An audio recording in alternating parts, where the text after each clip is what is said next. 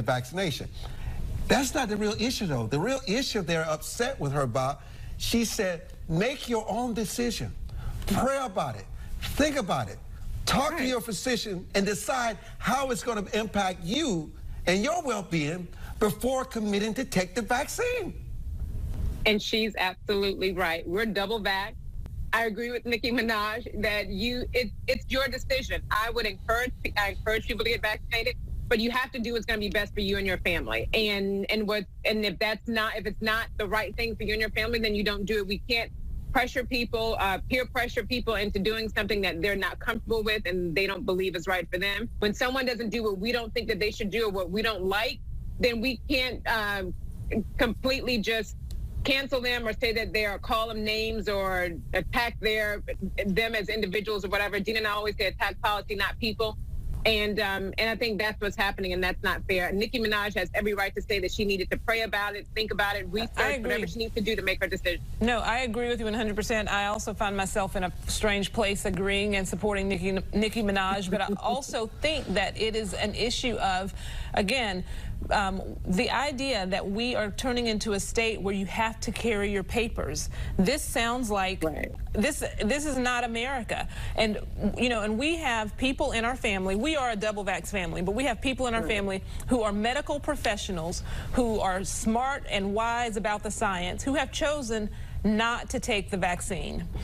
We want them to take the vaccine because we do think that it works and that it saves lives, but we have to respect their wise decisions. They are medical professionals who have chosen not to, and so and we don't love them any less or support them any less in the decision. But they have to do what's right for them, and we have to do what's right for us. And we can't, I'm sorry, the idea of wear your papers, to me, that is hugely dangerous, terrifying. You know, Paris, as we close out today's edition of Beyond the Narrative, you cannot ignore the history.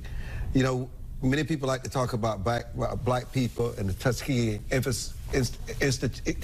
Institute and the syphilis, but black people have been used to test every vaccination, every vaccine that's ever been brought to America since they were here, and it has not always fared well for them.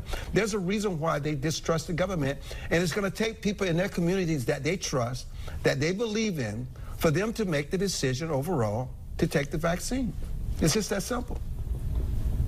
It is that simple. And as people come to the conclusions on whether or not to take it, we should not demonize them. We should not force them to choose between work and having to take the vaccine. We shouldn't call them stupid. We should not pit Americans and families against each other. We should respect their right to do what they want to do for their families and understand that there's a reason why they've come to these conclusions. This is America. You can do what you need to do for your family. Hey, do it for your family, Paris. It's a pleasure, brother, seeing you, having you on today. Didi and Dina, Beyond the Narrative. Great setup today. Enjoy the rest of your weekend from Beyond the Narrative.